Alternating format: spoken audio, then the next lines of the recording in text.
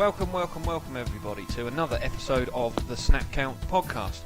Today we are welcomed by, I should say, my name's Bob Smith and I am welcomed by Nicholas Mitchinson. Full name I always full name you. I full name you every time. Name. He is our design manager and he does all the pretty things for us. So you're the pretty one. Well, I made some of you lot look pretty. Well, there we go. Dave, over there, how are you, young man? I'm fine, thank you. All right, big David Linscog. He's the stat man, so I expect a lot of stats from you. Have you got stats ready? No, but I'll do my best. Right, good stuff. Awesome. And Gary, he's Hello. not been here for a while. I'm back. How are you? I'm good. Good? I'm back. You're back. I'm ready. You're back and ready to podcast. Let's go podcast. Okay, so today we're going to be talking about free agency again. There's not been as much that's happened this past week as there was the first week, but we're going to run through anything that we missed last week and any of the new transactions that have gone. We are going to start with the news. Unfortunately, we do have to start with some very tragic news about a young man by the name of Trey Walker. He was a cornerback for the Ravens. He tragically died last week in a motorcycle accident.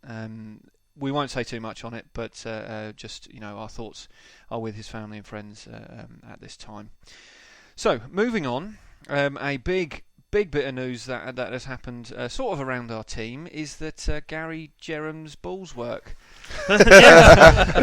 So congratulations, Gary. There's going to be a little Gary joining us. The rumours weren't true. The rumours weren't true. No, he Sorry can to produce. disappoint.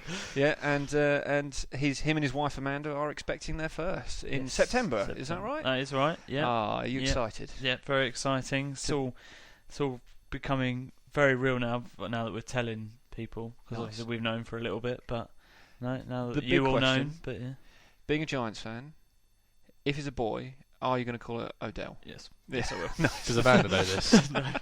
Odell, been discussed yet. Odell Jerem Jr. Yeah, I think Eli Jerem's got more ring to it. Oh yeah, Eli Jerem. Or after my shirt, maybe Victor Cruz Jerem. Victor Jerem. But then that would make him Cruz injury Jerem. prone for their life. They're powerful names. Victor. I think Victor's better. Victor Jerem. That's a powerful name. So it's decided. Victor Jerem will be Victor or Victoria. There we go. It fits both. But congratulations. Anyway, we would have mentioned this last week actually, but we literally got the message about a minute after we finished recording. So we thought we'd mention it this week. Yeah, so you say. But well, yes, so we say. And also some big news for Dave. He played in his first full contact game for the Mosquitoes, the one in Hatfield Mosquitoes at the weekend. How do you feel it went, David? It was a learning experience. It was good fun, but we learned a lot. It was a physical battle. Well, as I was thinking in the car over here what I would class myself as. I would say I'm on the pup list. Let's put it that way for the team. So I still consider myself a part of the team. So I'm full IR. I've got, and I'm full retired. Yeah, you're fully retired. We're never playing. But I mean, I think overall, me and Gary came and watched it. We were quite proud of the way you guys handled yourselves, the team in general, and. I think, I can probably speak for the team when I say thank you very much to the Hastings Conquerors for playing the friendly against us. They did win. Let's be fair, 28-0 in the end. But you don't give me the evils, Dave. But to be we fair, we got one touchdown technically. Yeah, you did actually. They you did, and it was called back, and it shouldn't have been. So yeah, all right. Let's say 28-7. And to be fair to the Mosquitoes, a lot of those points were particularly early, and they learnt from it, and then they did. It was, I think, improved as the game went on. They really did. Yeah, the first quarter wasn't so great, but as you guys got into it, it became more of a two-way match, and you were getting 3 and outs, you were getting a few first downs and things, and you were getting within in the red zone quite a few times. So good job, David. Future's bright. The future's if bright. Dave can play, because he's suffering a little bit right now. He's insistently hurting his knee a little bit right now. A little sprained knee, it'd be fine. Sprained knee. So that's kind of non-NFL related news out of the way. Now the first big bit of news that I've got on here, which is NFL related, is Justin Houston, the linebacker for the Chiefs. It is big news. He's just had surgery, I believe, on his knee. which may mean that he's out for 6 to 12 months, which will be pretty much, well, it will be the entire season. I don't think there's a may about it. He's definitely out. He is definitely out, yes, but it's a long 12-month period, recovery, which is kind of the may should be whether it's 6 or 12, Yeah. I suppose, as opposed to him being out. Dave, big loss for the Chiefs? Very big loss. He's a big, huge part of their defence in terms of last year he was getting sacks, interceptions, forcing fumbles. It probably explains why they brought Tamba Harley back. Mm-hmm. So did they bring Derek Johnson back as well? Yeah, but he's inside linebacker. Although D4 did true, step up a little bit last year and start showing why they drafted him 2 years ago. For anyone who can hear pitter patter in the background, it's Gary's cat. Yeah. She's she's mental. She's causing issues. But yeah, it could be a big loss. They've got a strong defense, and he is a big part of that. So I've got some stats. Oh, we've got some stats. Go on. So he only got 7.5 sacks last year. How many sacks did he get in 2014? Does anybody know? I think it was. It's might have insane. been near 20. 22.5. 22 sacks. Wow. In 2014 he got. Wow, and that's for an outside linebacker, which is mental. So is that's insane. why he then got that mega deal last year, and then obviously, he was injured for part of last year, which may be why the numbers went down. But he was still amazing. He missed 6 games, I think it was, because he was in my fantasy team. He came back in the playoffs, didn't he?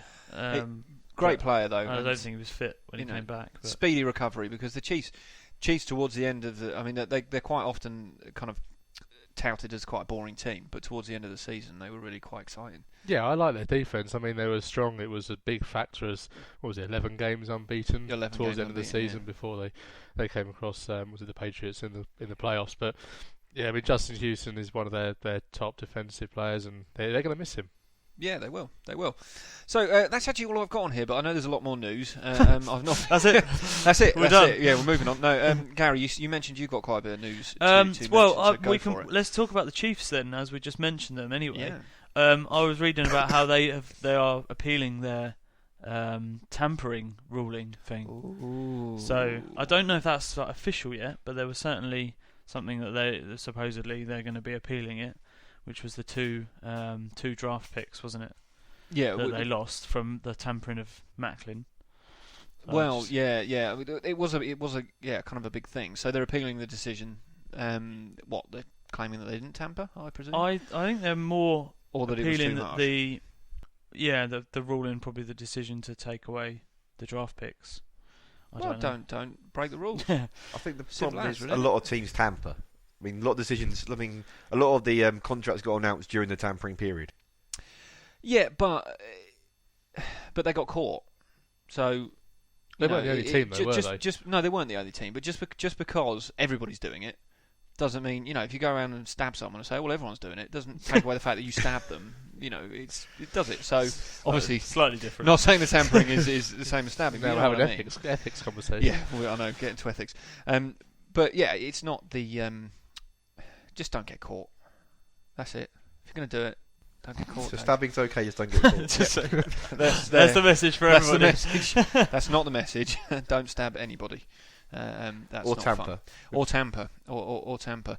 Dave, you mentioned something about rule changes. Yes, the NFL are having their annual meeting this week. Yeah. And they've announced some of the rule changes. Go on. Do we have any interesting I don't ones? understand them. Well, the first one is the extra point they trialled last year from the extra distance. Yep. That's permanent now. Yes. I liked it. Yeah, that makes sense. It actually was a lot more exciting than everybody thought it was going to be. And they made a change to horse collar tackling, where currently it's whether you grab someone by the back of the collar, but now it includes the numbers, so it's anywhere basically because it's the same action. And probably the biggest news is they've got rid of the chop block, which is to be confused with a cut block, but it's a chop block, which is when linemen will be holding someone by the shoulders, blocking them, and another guy comes through and chops them in the knees. So that's now illegal. You can. Well, I think that's good. It's great. I mean, you just got to look at the amount of knee injuries. Yeah, exactly. That's the thing. players get to avoid injuries, isn't it? It's only got to be a good thing. I mean, we talked about the whole concussion thing last week, and you got to say concussion and knee injuries are by far the most common injuries that we see, and getting rid of them would make not just a safer game, but it would just mean less injuries. I mean, nobody likes to see big players go down. for long periods, especially if they're in your fantasy team. Particularly for those of us who play fantasy. But I mean, but even with with your own team, if your star player gets a nasty knee injury and is out for at least 4 to 6 weeks or the season, that's it. It's there we go. It will affect teams running the games. A lot of offences will use the chop blocks. It will affect running the game, the offensive side of things, and the injuries can happen without hard tackles. You can just turn. This play can land, have a bad footing, and injure his knee. Injuries happen. That's what Steve Smith happened, wasn't it? He landed awkwardly and done his knee injury. Yeah, but the thing is, yes, it could happen at any point to anyone. But cutting down on the things that will. Slamming somebody in the back of the knees is much more likely to get their knee injured than just running. Well, that'd be illegal because the cut block has to be from the front, and anything from behind is illegal already, sort of thing. Well, actually, for knees, that would be safer from behind. I think it's more about the player being able to see it coming. So if you see someone coming in front of you, you can hurdle them or do something else. There were a couple of rule changes that didn't get through. I have issue with this. There was one rule change. Hashtag Ryan Gary. The first one was they were trying to make it so that when someone catches a fair catch or the ball goes outside the end zone on a kickoff, they wanted to start on the 25-yard line because a lot of the owners and coaches feel kickoff's a dangerous play. They want to try and limit people going for the kickoff. So by having it on the 25-yard line, more teams will take the fair catch. And the other one, which I think is probably what grinds Gary's gears, is they haven't passed the 2 personal fouls for ejection. The only thing is, I was listening on some NFL stuff earlier, and apparently what Odell Beckham did and what Vontaze Burfict did wouldn't have counted towards it because they were called for unnecessary roughness. What the NFL wanted to do was unsportsmanlike contact. So it should be like throwing punches in a fight or saying nasty things to other players. Poking someone in the eye. There's a fine line. Yeah. There's a fine line between unnecessary roughness and what in effect is assault, really, isn't it? I mean, what as you mentioned, Nick, what Talley did when he poked somebody in the eye, clearly that's a problem. But if we go back like we have done to the ODB thing, where he dives headfirst at Josh Norman when he wasn't even involved in any play, you could say, that's unnecessary roughness, but he dived at a guy when there was no need to with his head.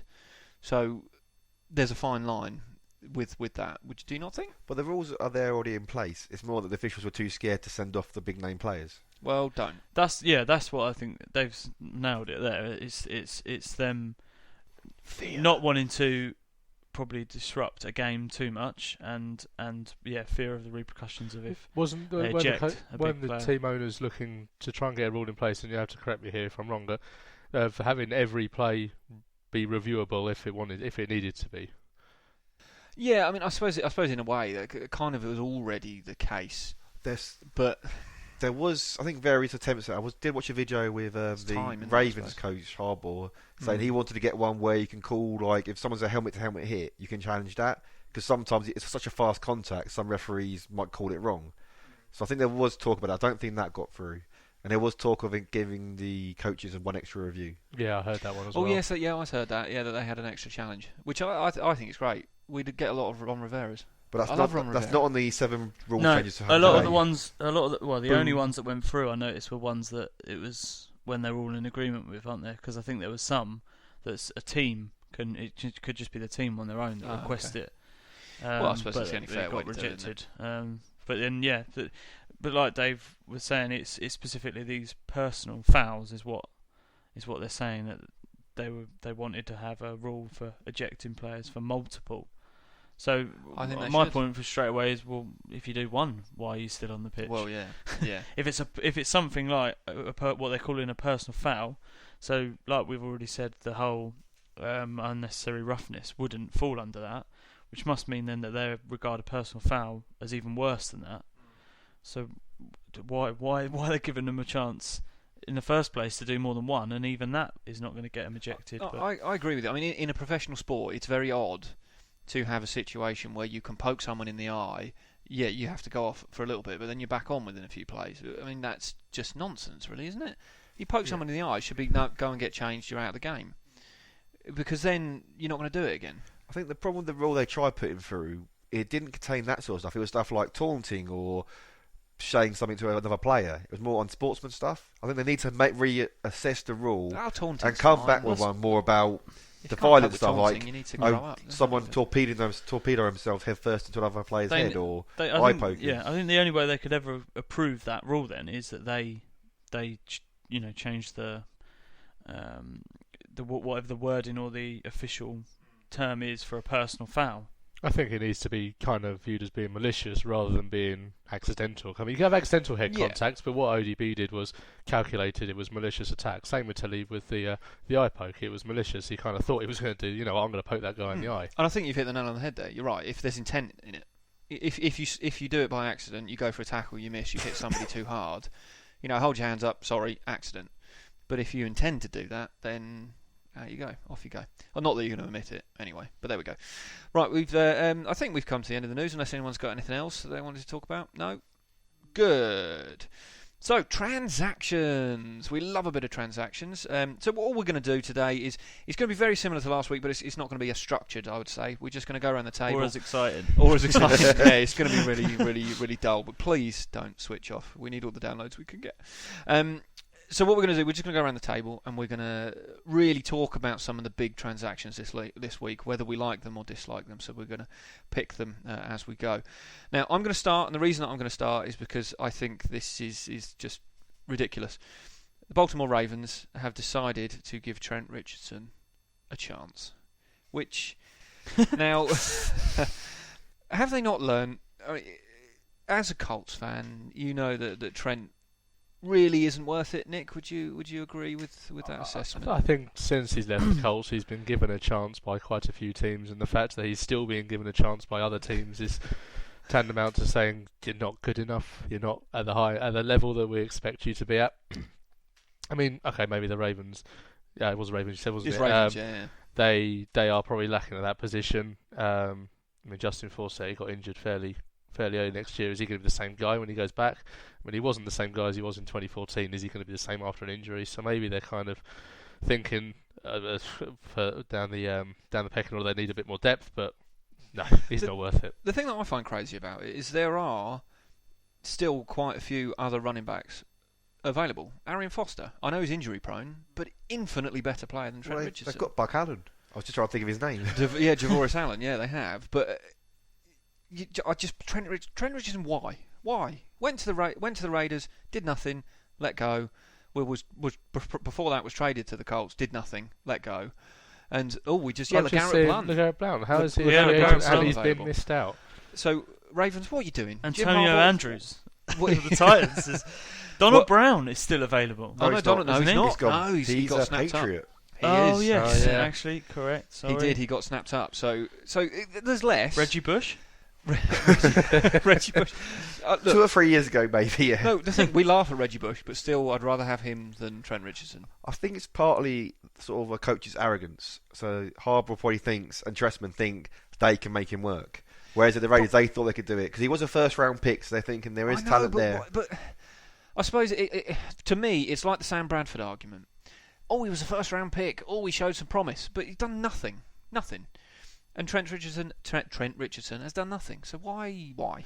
Also, nothing's official. I remember seeing a few things on bleachers. It's an unofficial agreement. They'll give. It is an unofficial agreement, to be fair, but I don't know why they're entertaining it. And that's it. Trent, we're not going to mention you again. Nick, do you want to pick one? Yeah, I'll go. James Starks. Packers have re-signed him.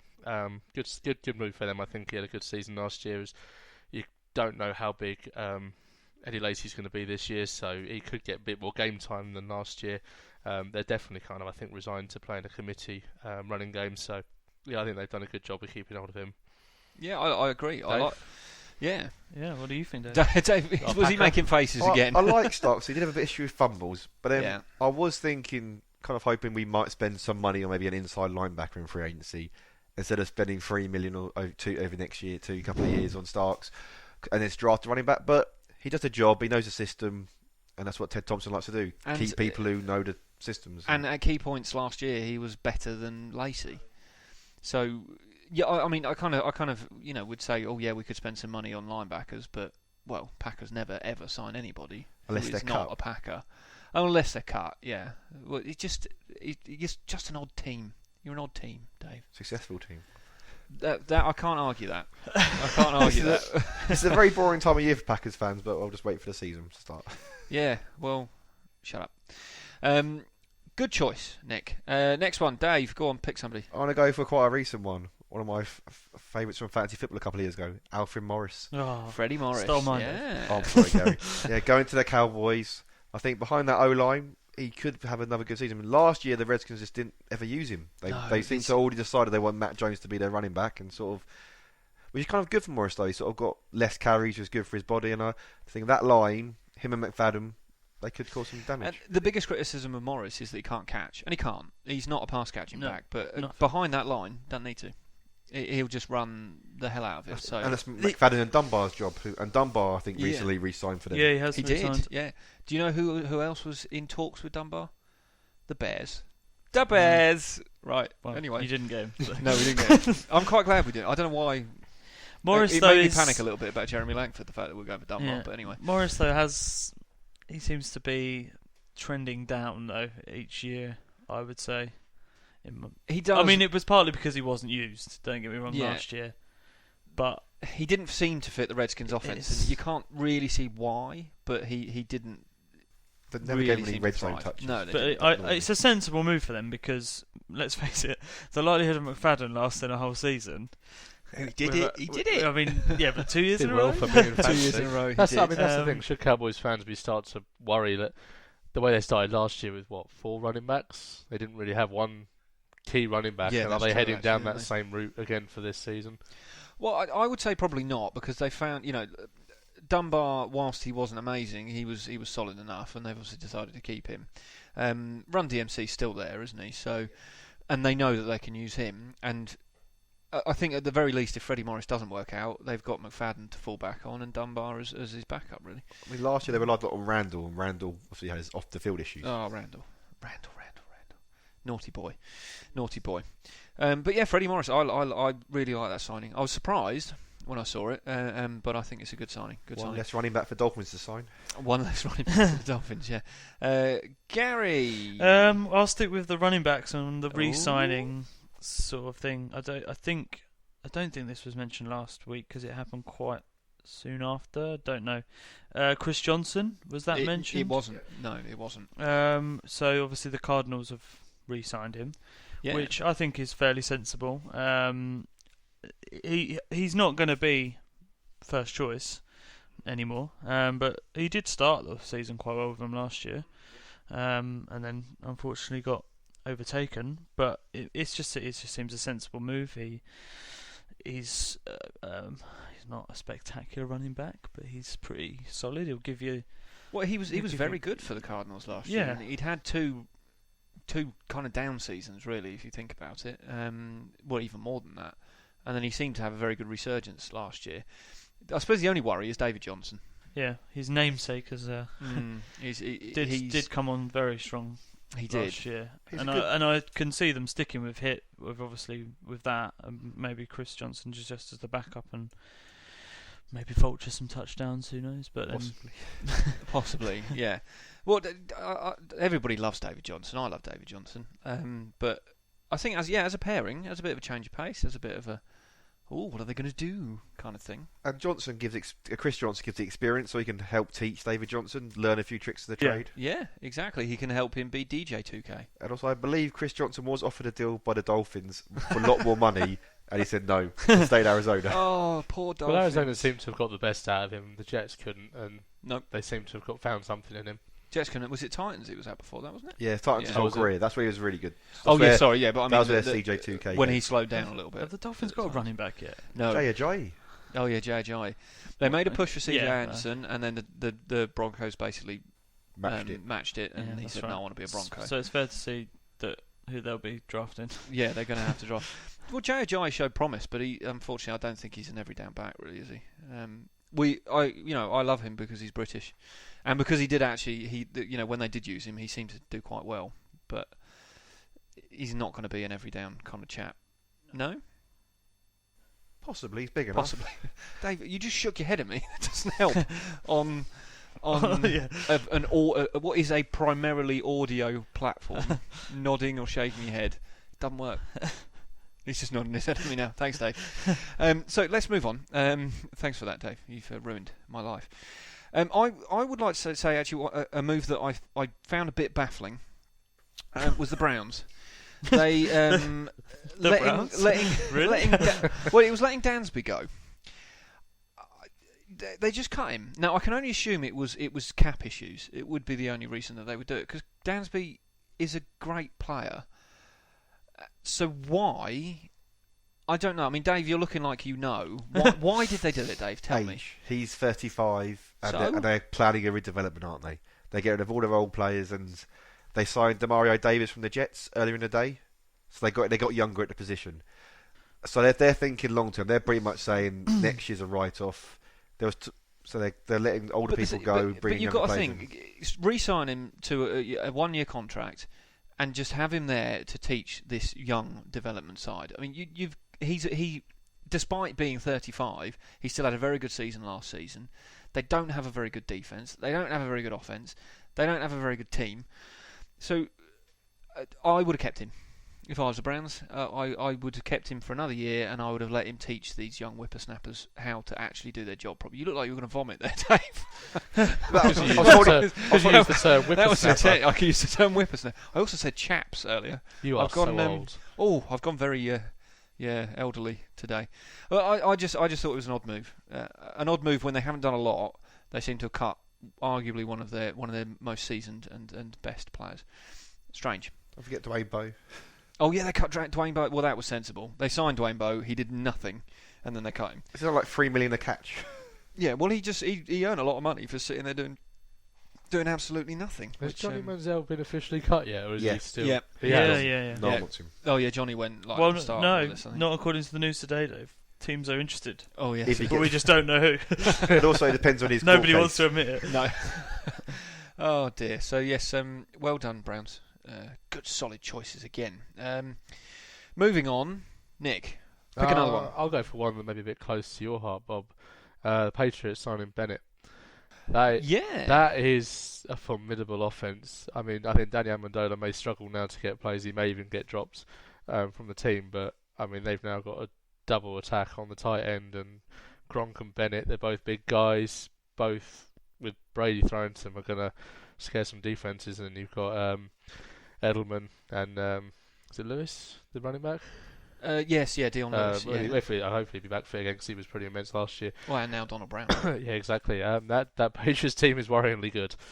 They've made a lot of moves, actually, the Patriots, and that one, I actually, as a Bears fan, I quite like it for both sides. I think Bennett, clearly, he didn't want to be a Bear anymore. He made it quite clear. Zach Miller did very, very well. I've mentioned it before.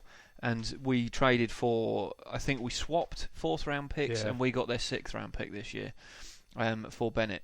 And I do think it's a great move for the Patriots. They love 2 tight end sets. They tried it with Scott Chandler last year, who's not a bad player, but arguably, Martellus Bennett is a better player. Just bear in mind, Patriots fans, once September is finished, he will do nothing.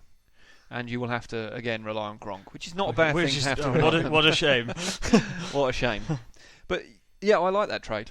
I thought that was a good trade for both sides. I liked it. Good choosing that one, Nick.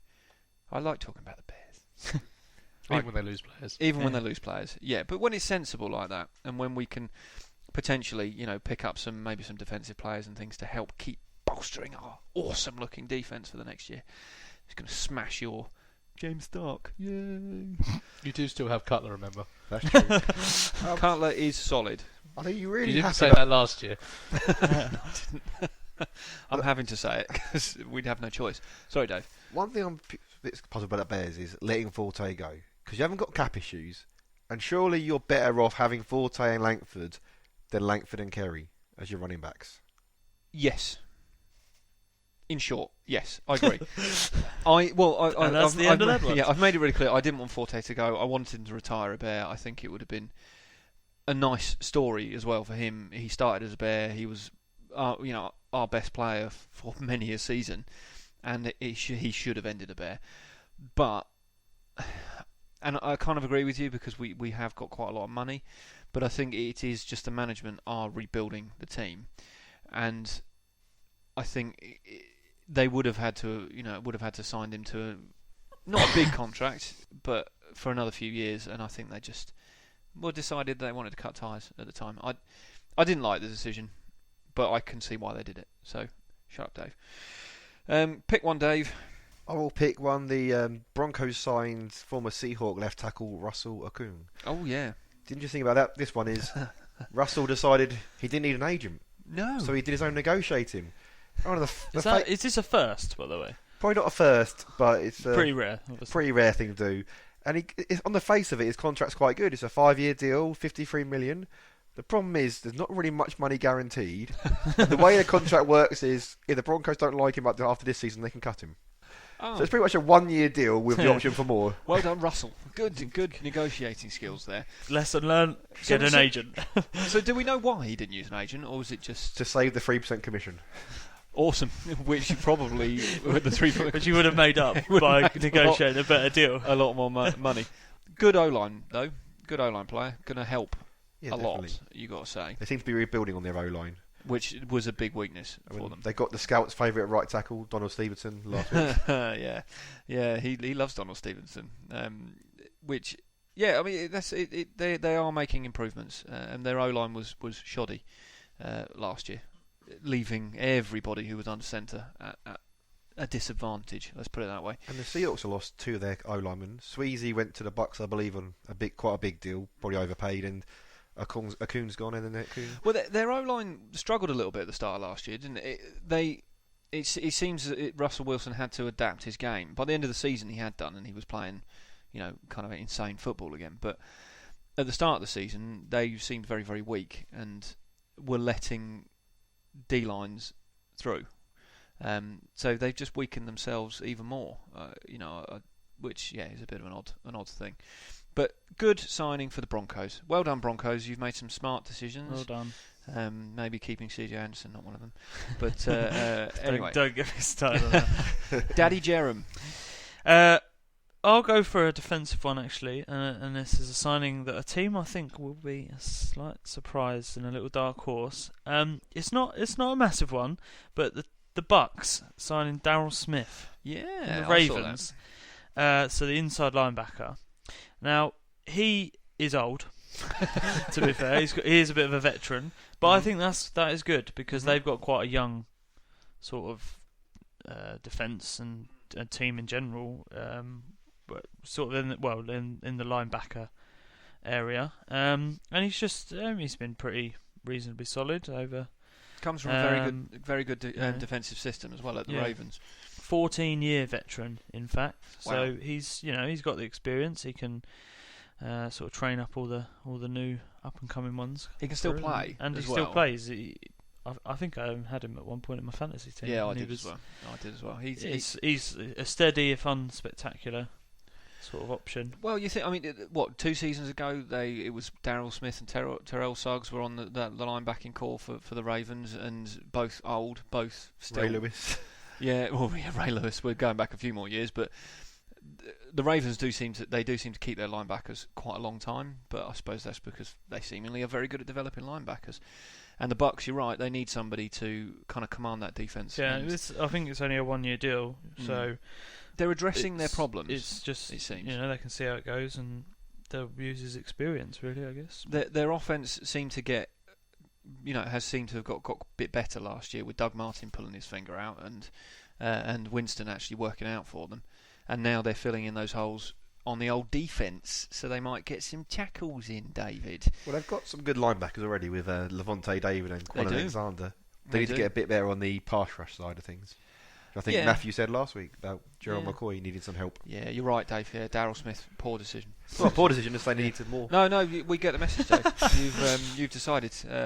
Dreadful. Yeah, well done. Only joking, David. Speaking of another old boy, that seems to have he's been re-signed. Terrence Newman, Minnesota Vikings. I wanted to mention him because he had he's an old chap. Chap again. What am I doing? He's an old boy, and he had a very good season for them last year. He was pretty solid when he was at the Bengals. Was very solid for the Vikings last year. Only a 1-year contract. Again, you got to think, get another year out of him. This is what the Browns should have done, Dave. If we go back to this is what the Browns should have done. 1 more year, get the most out of him, then let him go. Very true. There's a reason the Browns aren't very good. There is a reason the Browns aren't very good. It's a bit of a shame for the Browns because you look at their team the last 2 or 3 years. If they had good general managers doing the right decisions, they had 4 first-round picks the last 2 years. They had good players on the offensive line: Max Swartz, Joe Thomas. They had the building blocks there. They just messed it all up. Do you think Hugh Jackson is the answer? Not the answer, but do you think he's going to be able to do something with the team? If they can get him a half-decent quarterback and replace those components on the line and get Josh Gordon back to 2013 form. The second round pick in the draft, they've got to get a quarterback. I was thinking that, but earlier I thought, you look a couple of years ago when the Raiders really needed a quarterback. They didn't take the quarterback with their 4th pick, or 5th pick, was it? They took Mack. They waited to the 2nd round and picked up Derek Carr. And with this draft class, that could happen again. Because it's a very similar draft class. You can see Jared Goff is very similar to Teddy Bridgewater. There's question marks about how they're playing cold weather. There's hand size, their size in general. You could probably compare Carson Wentz a little bit to Blake Bortles, the bigger quarterback. You know what they say about big hands, Dave? Can throw the ball further. Yep, big gloves, big gloves. Well, come on, Browns, sort yourselves out. We want you to be competitive. We don't like you, but we want you to be competitive.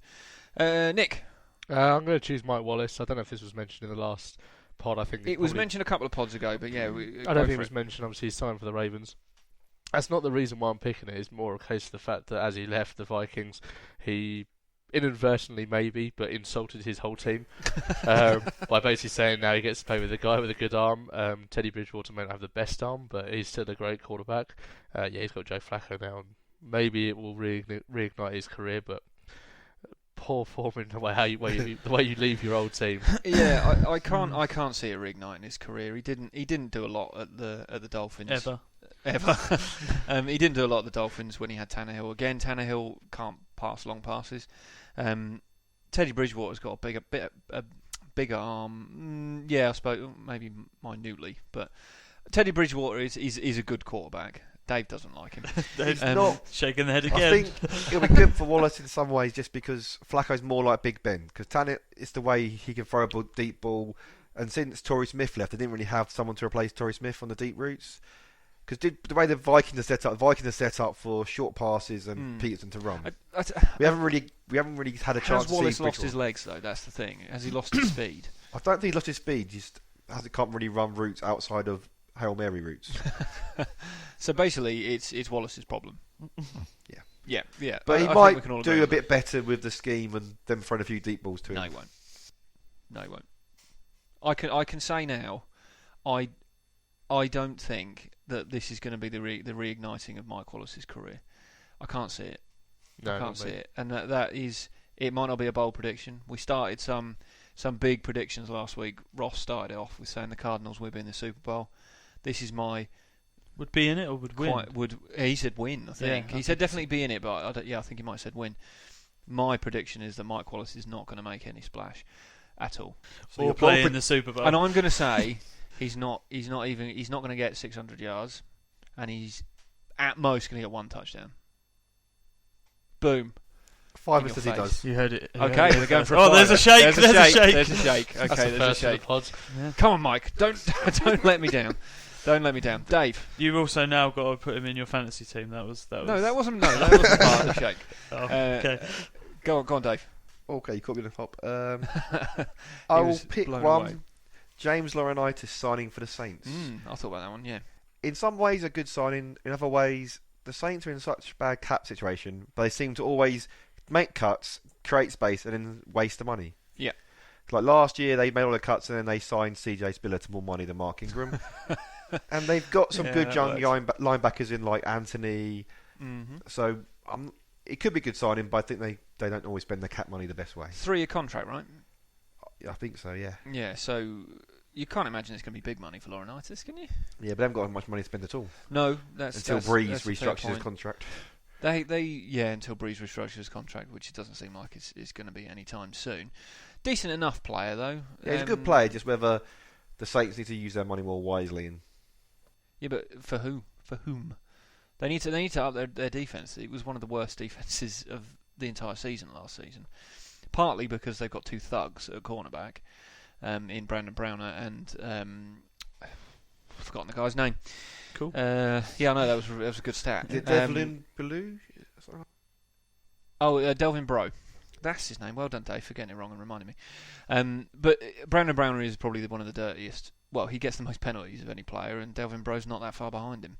So they had to do something on defence, really, didn't they? And good enough move, but yeah, not for the money. Again, sort yourselves out, Saints. Sell some stuff. Sell some, stuff. Get Breeze to get less money. Sell Breeze. Maybe try and keep a tight end for more than one season. Yeah. Well, yeah. Let Ben Watson go and then get in James Laurinaitis. Good stuff. And pay Kobe, lots of money as well. Pay Kobe. Oh yeah. Actually, yeah, that's a fair point. Yeah, what are you doing, Saints? And they've re-signed Luke McCown.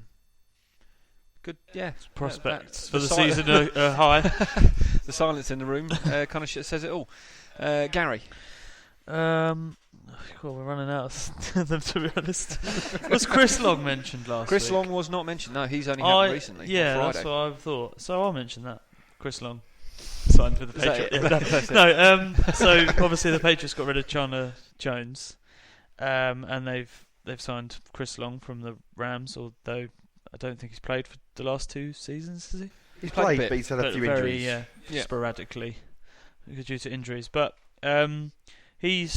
I think before that, he was quite high on the sort of pass rushers that were getting high, good performances and stats. And him and Quinn, wasn't it? So it's kind of a defensive end pairing. They were pretty solid, and I mean, the Patriots are obviously always going to need to try and sort of a replacement for Chandler Jones. Yeah, not as good a player. No, you got to say, but probably they needed something.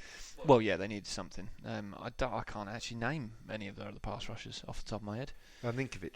Oh yeah, of course, Ninkovic.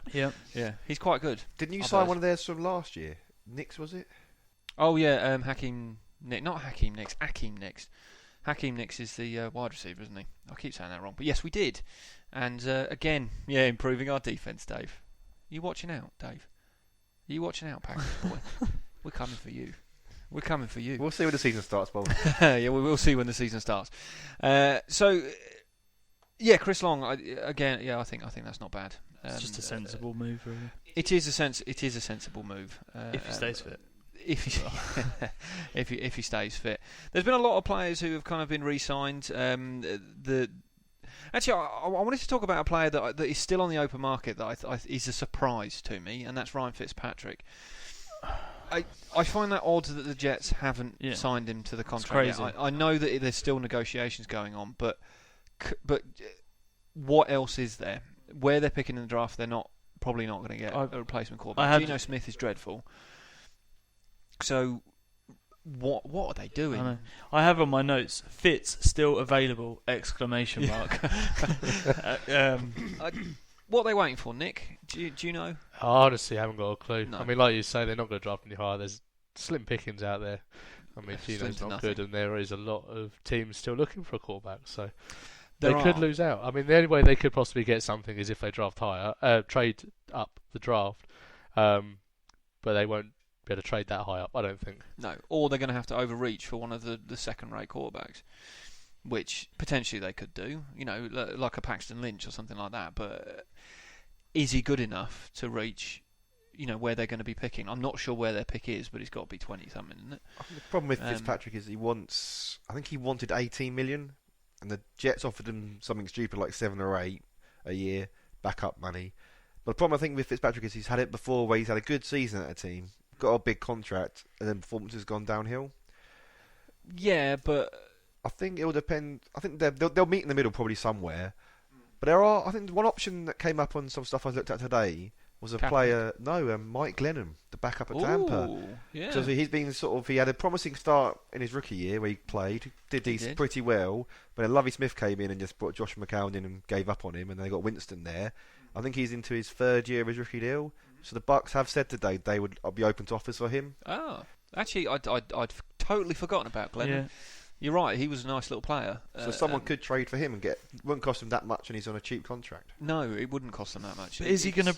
I mean, is he really going to be though a first choice that's going to get you far? I think he's sort of unproven, I guess. He's done all right when he's come in. I think his stats were, in his games he's played, he's thrown 24 touchdowns, 15 picks, and over 4,000 yards in the games he played, which is pretty good. That is, and when he played, he didn't have a very good offense. His biggest weapon was Vincent Jackson. I think so, yeah. Because they didn't. I don't think he's played with Evans. No, because that was when. Maybe a little bit, maybe a little bit. But that was when McCann was playing as well. So yeah, and now they've got Winston in. They're never going to. So might as well get something from now before he goes in for a free transfer. I still think that. Well, for Ryan Fitzpatrick, he's not going to have. He's not going to be good anywhere else other than the Jets. We said it before. That system works for him. That Champ Gailey system. He works with Champ Gailey. Really, it's not. He's not going to do anything anywhere else. Do we think? Could he end up going to the Broncos though? That's an option, I think. Because that's what I think might happen. I think that's the only option. But I think isn't it? they won't pay that much money either. But then that's the trouble. Yeah, I think he's hoping that they will pay more, but I don't think that's going to happen. But even if they could just sign him on a 1-year deal, just because, like you say, if he's not going to do it 2 years in a row, there's no risk in a 1-year deal. Even if it's a bigger money deal than they probably wanted to spend, 1-year deal, you can at least get out of it at the end. And I think it's a shame. He's one of those players. He's just pegged as kind of a journeyman type player. He's not, even though he was a big reason, to be fair to him, as to why the Jets were good last year, and as to why they only narrowly missed out on the playoffs.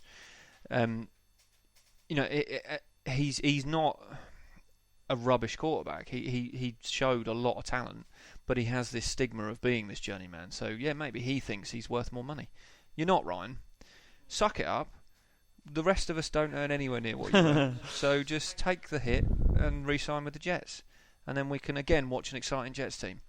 Because I enjoyed the Jets last year. I thought they were very good. I think the Jets could they could be in a real tricky situation though. Especially, we're talking about the draft. I was reading today that was it Goff, the one that a lot of people are saying is a safe, sure bet. They're actually now, scouts are not that convinced of him. No, I heard that. So he's been dropping a little bit in some mock drafts. Is there really going to be much quarterback available? As I said earlier, it's a bit like Bridgewater. Teams started getting a bit iffy on him for little things. Because apparently, I think it might be on his pro day. One thing the Browns did was they got the football and just got it wet and gave it to him to throw it, to see if he could throw a wet ball. Oh, right. And? I think he did okay. But I think he'll still be a good quarterback. He just might drop a little bit further. But then some teams put players down in the press, so they drop further in the draft. That's true. So teams could be putting that story out. So the Browns go for Wentz, and then Goff only drops down to say the 49ers. Remind me, which one is meant to be the more ready? Is it Goff or is it Wentz? Different people have different views. It's very some scouts will be saying Goff, some will be saying Wentz. They've got different skill sets. Goff's probably more pro ready, whereas Wentz is more of the sort of build of a quarterback. Are we boring you, Nick? On your no, phone? I'm just doing some research, mate. Sorry to call me out on the podcast. I felt like I need to. No, I only have my phone out for research. Facebook. Look, I'm getting ready for the next segment of the podcast. Facebook. Okay. Actually, speaking of that, let's move on then, shall we? I think we talked about the big names who have been signed in this past week. As we said last week, there is a bit of yeah, Nick, don't swear at me, Nick, on with your fingers. Yeah, we talked about the big ones this week. There's the next few weeks. There are still going to be smatterings of signings, but kind of the build up to the draft is what we'll all be kind of looking at the minute. So we are going to have a little sort of impromptu game, mainly because most of you didn't actually bother go wrong? to do it. Of Would You Rather. Now, seeing as I did, shall I start with one of mine? So, would you rather? So again, it'll be 2 options, and you have to pick one or the other, and we'll go around and we'll say who you pick. So, Nick, would you rather have Trent Richardson and have to use him in a committee basis, and we're going to say 50-50 with another running back? Doesn't matter who the other running back is, but you have to use him 50% of the time, or have RG3 as your QB1? It can be any offense. It can be the Patriots. I'd go RG3. Okay, reason? Because he can be taught to play, I think. He showed some promise in college, and he obviously can be taught to play. And I don't think Trent Richardson has ever proven really that he's any good anywhere, wherever he goes. So yeah, I'll go RG3. Okay, RG3, Dave. I think RG3 as well. You could put him like the Broncos, somewhere with a good defense, and keep it simple for him. And yeah, just keep it. I think 50% of the players with Trent are just too many simple, times. stupid. Too many. Yeah, but RG3's not been good, Dave. Neither's Trent. Fair point, Gary. Yeah, I'm going to agree with them too as well. It's just, I think you can get away with it more, weirdly, having a bad quarterback than the Broncos than won the Super Bowl with a bad quarterback. Exactly. Yeah. That's what I mean. And he could, you could just have him handing it off to a running back. We wouldn't have to do anything else. Whereas Trent is always going to get half of the carries, and I just think there's more risk. See, I would actually go the other way, and my reasoning is actually very similar. In that you've got to say that the Patriots haven't really had a strong running back or a number one running back. They've used committees, and because they've got Brady and they've got a good passing offense, they've survived and they've been consistently one of the best teams for donkey's years. So I would do that. I'd go Trent. I believe in you. I said we wouldn't mention you again, but I already have, haven't I? I think the only way you can really judge it is if you had the other players. So depending what quarterback you had, so or basically, what running back. Like I would say RG3, I'd be fine with if Peterson was my running back. Okay. But whereas I'd be fine with Trent maybe if Brady was the quarterback. But all right. So my question was bad. Thanks, Gary. Yeah, basically. Thanks, Nick. Do you have one? I do, which you called me out on research. My phone for actually doing it, because been in meetings all day, I didn't actually have a good chance to do it. So it's not a very depth one. Would you rather Vontaze Burfict in your team or Greg Hardy? Ooh, Vontaze Burfict. With a bet. It's more a case of their aggressive track records and banning and. Well, at least Burfict's on the field. Hardy stuff's all off field. Yeah, that's true. That's true. Yeah, I agree. But Burfitt's aggression tends to, he might miss a game or two, but Greg Hardy tends to. Hardy's all or nothing. Basically, really, yeah. Yeah, it's just. I'm going to have to agree with the team. I'd go Burfict for the same reasons, because when Hardy does something, he goes to town, and he gets himself banned for a long time. So yeah, I would go is Burfict. Just a bit of stupidity, and I think he's still a good player. That's the annoying thing about Hardy, though, isn't it? He's a good player. Yeah. And he really is a good player, but he's an absolute moron off the field. I shouldn't say that. He's the kind of player who will come and kill me, isn't he? Yeah, good stuff. Should we read out your address now? yeah, please don't. Yeah, my name is William Russell, and I live. Good one, Nick. What about you? I'll do the same, mainly because I'm a bit of a sheep and I haven't really got any other reasons why. It's a sheep. Dave, have you got one? This sort of one. Okay. Would you rather have Chip Kelly in charge of the Patriots or Bill Belichick in charge of the 49ers? Ooh, good one, Dave. I like that. Gary? When you say what would I rather, as what, just as a general fan, as coach or general manager and general manager. If I was if I was in charge of the team, yeah, who would I rather have? Yeah, coach and GM. If you're the owner of those teams, who would you rather have to take with those players? Which one's going to win more? Oh right, I see what you mean. Oh God, but I can't stand Chip, because that would be the obvious answer is the Patriots based on the players. But how important is Belichick? It's hard to tell because he's got the good players at his disposal. So I might have to bite the bullet and have Chip, just so you get Brady, you get Gronk, Edelman. He'll trade him away. If there was a stipulation, straight to the 49ers. No, it's literally just what you think. There's a stipulation that he can't do any trading, then I'll take Chip. Otherwise, actually, the answer is Belichick for 49ers. There has to have that clause, otherwise that's it. So you're going to write it into his contract. You can't do any trades. No trades. Basically. For pretty much the reasons that you just said, I'm going for Belichick and the 49ers.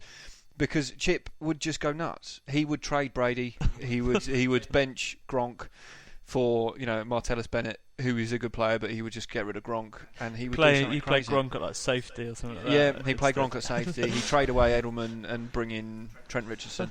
He'd do something nuts like that. Whereas Bill Belichick is he is the players are the Patriots, but Bill Belichick is a big reason why they are good, and I think he would be very sensible with the 49ers and would sort them out.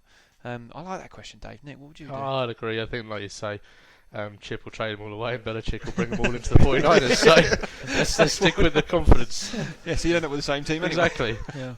Dave? Belichick at the 49ers. Yeah, it's good. That was a solid question, Dave. We were all agreeing too much again. Gary, have you got one? I mentioned one earlier before we started, whether it's one to do with the quarterbacks that are available, and there was they keep being brought up at the same time. So Kaepernick and RG3. Okay. I guess who you would Which? rather, if you had to take one. That's a tough choice because they're both bad and they're both bad for similar reasons. Neither can throw. I would probably go Kaepernick, and the reason is that he can stay on the field. RG3 has injury issues, and maybe that is a reason why he's not been very good, is because he's injured. He's had injured legs and he's not been able to do his running. But Kaepernick, he's a very erratic thrower, if that's kind of the correct way to describe him, rather than rubbish. But I'd go Kaepernick for me. Nick? I don't know. I've been burnt. I had Kaepernick a couple of years ago in fantasy football, and I think I found out pretty quickly how quickly he can burn you. But he does have more experience than RG3.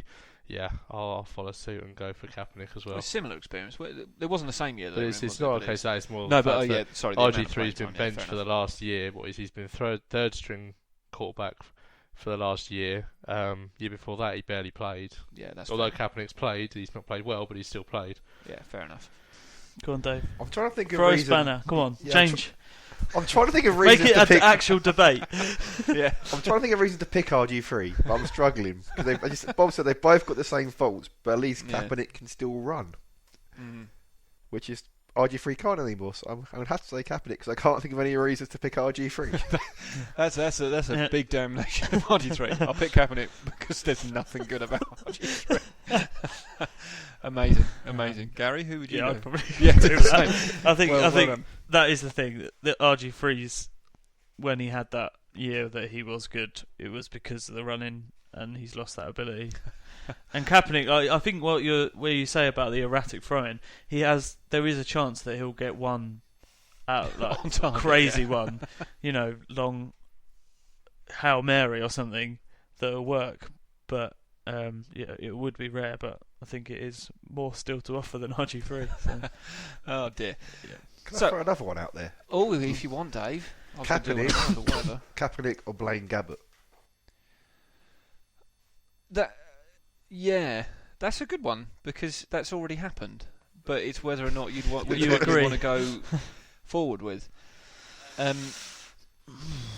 That's tough.